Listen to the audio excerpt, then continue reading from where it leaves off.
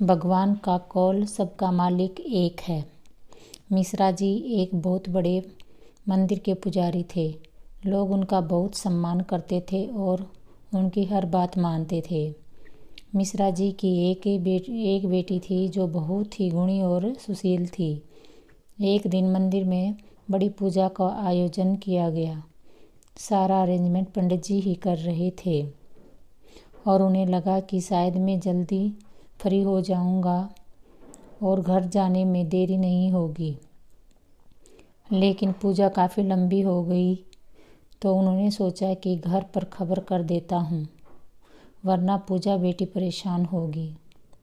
उन्होंने घर के लैंडलाइन नंबर पर फ़ोन लगाया तो किसी ने फ़ोन नहीं उठाया।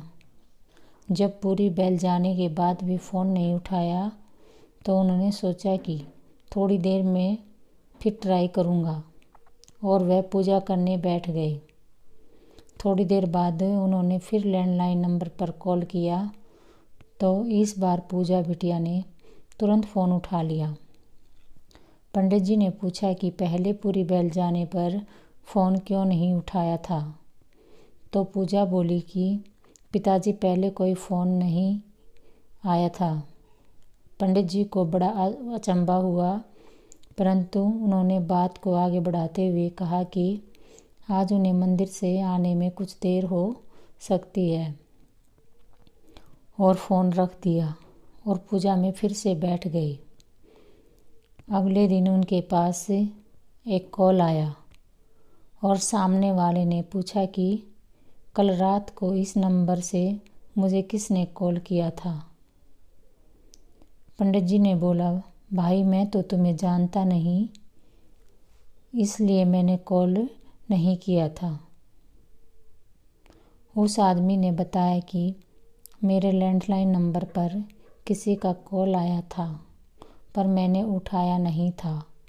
तब पंडित जी को सारी बात समझ में आ गई कि उस दिन जो पहले फ़ोन मिला था वह घर पर न मिलकर इस शख्स के पास मिल गया था।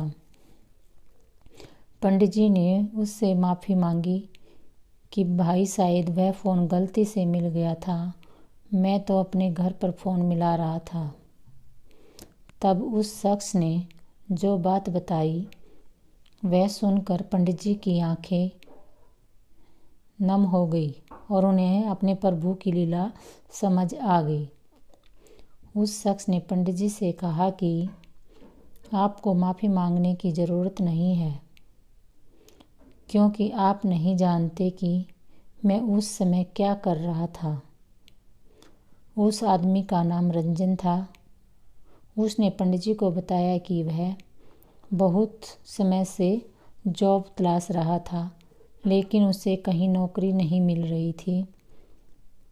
पैसे की तंगी की वजह से घर चलाना बहुत मुश्किल हो रहा था। धीरे धीरे सब उससे किनारा करते जा रहे थे और दोस्तों उसका मजाक उड़ाते थे।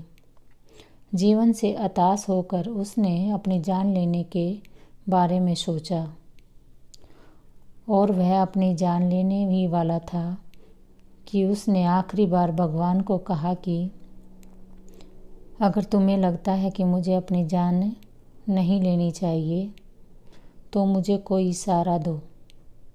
तभी आपका फ़ोन बजा और मैं जैसे ही फ़ोन उठाने गया फ़ोन कट गया। फ़ोन तो कट गया, लेकिन ट्रू कॉलर पर लिखा था सबका मालिक एक है। मुझे समझ आ गया था कि ये उसी प्रभु का इशारा है और इसलिए मैंने आज आपको शुक्रिया कहने के लिए फ़ोन किया है।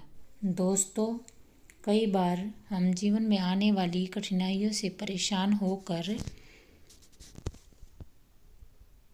ये भूल जाते हैं कि ये मुश्किलें जीवन के डिज़ाइन का एक हिस्सा हैं और हमें जिसने ये परेशानियाँ दी हैं वो ही हमें इनसे निकालने का रास्ता बताता है। बस ज़रूरत है तो थोड़े विश्वास और सब्र की। अगर आपको ये कहानी पसंद आई तो इसे लाइक करो, शेयर करो और चैनल को सब्सक्राइब ज़रूर करो। धन्यवाद।